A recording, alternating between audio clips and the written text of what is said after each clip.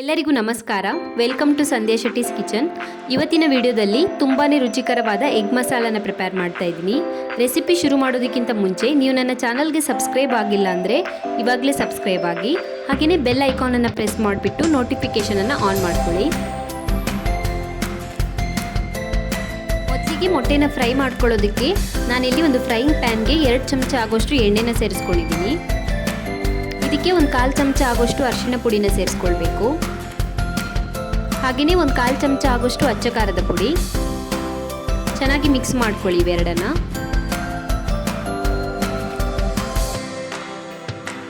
ಇವಾಗ ಇದಕ್ಕೆ ಬಾಯ್ಲ್ ಮಾಡಿರುವಂಥ 5 ಮೊಟ್ಟೆಗಳನ್ನು ಸೇರಿಸ್ಕೊಳ್ತಾ ಇದ್ದೀನಿ.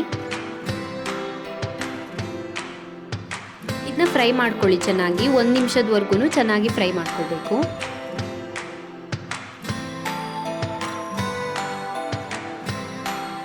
ನಾನಿವಾಗ ಇದಕ್ಕೆ ಒಂದು 2 ಚಿಟಿಕೆ ಆಗೋಷ್ಟು ಉಪ್ಪನ್ನು ಸೇರಿಸ್ಕೊಂಡಿದ್ದೀನಿ. ಮತ್ತೆ ಚೆನ್ನಾಗಿ ಫ್ರೈ ಮಾಡ್ಕೊಳ್ಳಿ.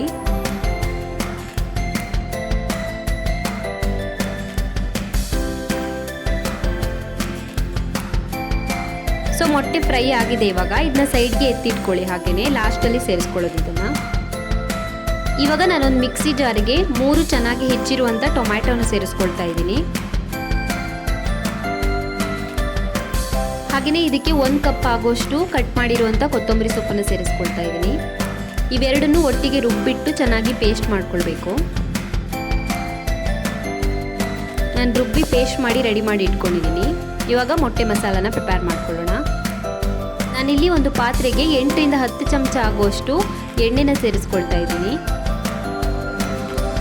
ಇದಕ್ಕೆ ಸ್ವಲ್ಪ ಎಣ್ಣೆ ಜಾಸ್ತಿನೇ ಬೇಕಾಗುತ್ತೆ. ಎಣ್ಣೆ ಜಾಸ್ತಿ ಇದ್ರೇ ಚೆನ್ನಾಗಾಗುತ್ತೆ. ಸೊ ನಾನು 10 ಚಮಚ ಆಗುವಷ್ಟು ಎಣ್ಣೆನ ಸೇರಿಸ್ಕೊಂಡಿದ್ದೀನಿ. ಇದಕ್ಕೆ 1 ಚಕ್ಕೆ ಹಾಗೆಯೇ 2 ಏಲಕ್ಕಿನ ಸೇರಿಸ್ಕೊಂಡಿದ್ದೀನಿ.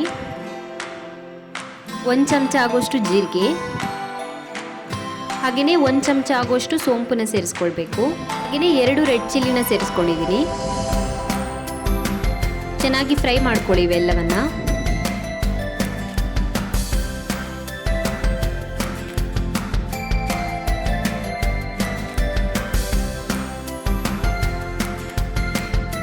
ಇವಾಗ ಇದಕ್ಕೆ 2 ರಿಂದ 3 ಚೆನ್ನಾಗಿ ಕಟ್ ಮಾಡಿರುವಂಥ ಹಸಿಮೆಣಸಿನಕಾಯಿನ ಸೇರಿಸ್ಕೊಳ್ಬೇಕು. ಮತ್ತೆ ಚೆನ್ನಾಗಿ ಫ್ರೈ ಮಾಡ್ಕೊಳ್ಳಿ.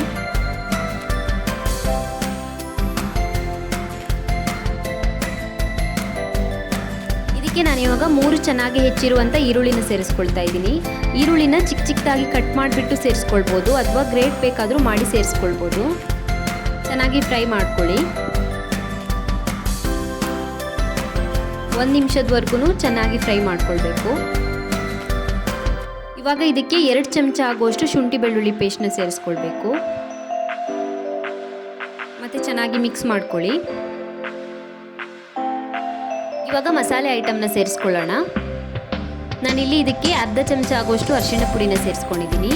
ಹಾಗೆಯೇ 1 ಚಮಚ ಆಗುವಷ್ಟು ಅಚ್ಚ ಖಾರದ ಪುಡಿ, 1 ಚಮಚ ಆಗುವಷ್ಟು ಧನಿಯಾ ಪುಡಿ, 1/2 ಚಮಚ ಆಗುವಷ್ಟು ಗರಂ ಮಸಾಲೆ ಪುಡಿ, ಹಾಗೆಯೇ ಒಂದು 1/2 ಚಮಚ ಆಗುವಷ್ಟು ಉಪ್ಪನ್ನು ಸೇರಿಸ್ಕೊಂಡಿದ್ದೀನಿ. ಚೆನ್ನಾಗಿ ಮಿಕ್ಸ್ ಮಾಡ್ಕೊಳ್ಳಿ ಇವೆಲ್ಲವನ್ನ. 1 ನಿಮಿಷದವರೆಗೂ ಚೆನ್ನಾಗಿ ಫ್ರೈ ಮಾಡ್ಕೊಳ್ಳಿ ಇವೆಲ್ಲವನ್ನ.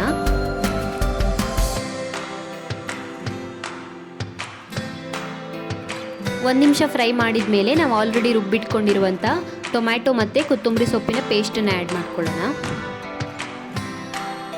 ಮಿಕ್ಸ್ ಮಾಡ್ಕೊಳ್ಳಿ ಚೆನ್ನಾಗಿ.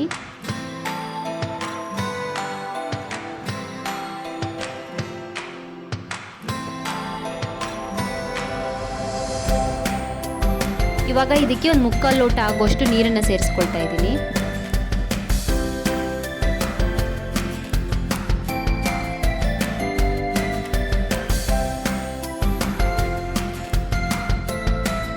ರುಚಿಗೆ ತಕ್ಕಷ್ಟು ಉಪ್ಪನ್ನು ಸೇರಿಸ್ಕೊಳ್ಳಿ. ಚೆನ್ನಾಗಿ ಕುದಿಸ್ಬೇಕು ಇದನ್ನ. ಇವಾಗ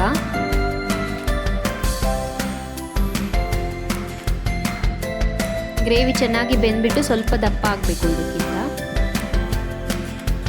ಗ್ರೇವಿ ಚೆನ್ನಾಗಿ ಕುದ್ದು ಸ್ವಲ್ಪ ದಪ್ಪ ಆದಮೇಲೆ ಇದಕ್ಕೆ ನಾವು ಆಲ್ರೆಡಿ ಫ್ರೈ ಮಾಡಿ ಇಟ್ಕೊಂಡಿರುವಂಥ ಮೊಟ್ಟೆನ ಸೇರಿಸ್ಕೊಳ್ಬೇಕು. ಮಿಕ್ಸ್ ಮಾಡ್ಕೊಳ್ಳಿ ಚೆನ್ನಾಗಿ.